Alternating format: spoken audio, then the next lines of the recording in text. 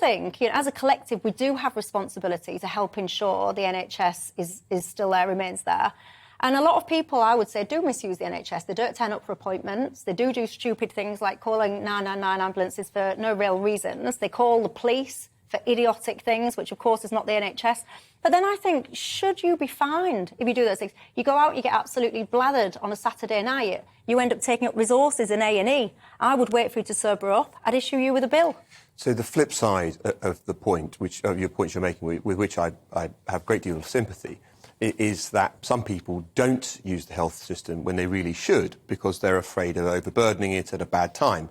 And that can come with really serious health consequences, including death, as we've heard anecdotally from grieving families who said that their relative didn't want to bother the system when it was going through COVID or the post-COVID period. So, first of all, I make that point that, if we talk too much about people unnecessarily using the NHS, it will potentially, en masse, encourage that. Yeah. But the second thing I would say, broadly agreeing with the thrust of your premise, I would say the first thing that happened, bear in mind we've got more people working in the NHS now than we've ever had before, more than 1.3 million people, admittedly 100,000 vacancies, but we've still got a larger workforce than we've ever had in the NHS, and it seems it's still not enough.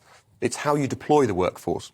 And the first thing that seems to me that went so wrong was negotiation all the way back before the millennium with GPs about their after-hours service, night service by GPs. And basically, almost all the GPs came off that service for a very small financial hit from their contracts with government, which otherwise went up. And the result was, if you're unwell out of hours, you go to the A&E. And that's meant a very significant shock to the system, from which the healthcare system hasn't recovered. The second thing, obviously, that's been happening of late is that people within the healthcare system itself have been sick and not been able to go. And the third is that we turned our national health system into a coronavirus system, rightly or wrongly, for some time. If you take all those things together, you wind up with an overburdened NHS, even though it's got the largest budget it's ever had. And also, by the way, the ambulance service, if you look at the sickness rates in the ambulance service, I think it's about 9% of last count. And that makes me look at their sickness policy. You can get about 6 months full pay sick in the NHS. So I would be querying that as well if I was in charge of reforming it, but I'm not, so lucky for everyone. Where do you stand on my idea about fining misuse, deliberate misuse? I think the politicians who underinvested in the NHS should be fined, probably. Alongside the reasons that you were going to, Alex, that have led us into the situation in the NHS, a key one. In terms of funding, has it? Well, this is crucial. The government commissioned a report, an independent report, to look at the state of the NHS, and there was lots of reasons, some of which we just heard. The number one at the top of the list was consistent underinvestment. Now, every country around the world has some form of health system, right? Every year, spending on those health systems will probably go up unless your population is declining. Everyone has just suddenly got ill. Everyone's getting younger or something like that. Most countries don't have that. We definitely don't have that, particularly in a time of pandemic with an ageing population and so on. So your spending will go up. The question then is what you're spending on and how much it's going up per year. Every country in the world is spending more per year. In this country, over the last 12 years, the Conservatives have chosen to, sure, increase spending. I mean, we would be in way more trouble way earlier if we'd not increased spending at all.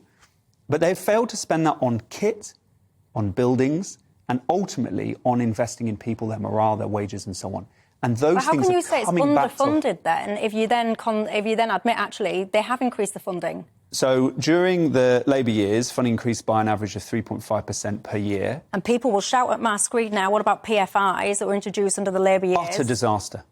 Utter disaster.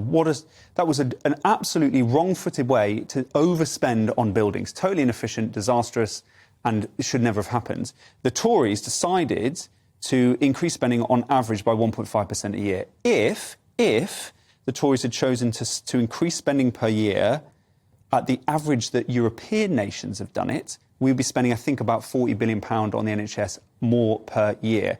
That would have, for example, filled in the now £10 billion maintenance bill, basic maintenance bill that the NHS faces. If you don't look after your house, if you don't look after your car, if you don't look after your health, as time goes on, that underinvestment will get to a situation where it's not working properly. That's where we find ourselves.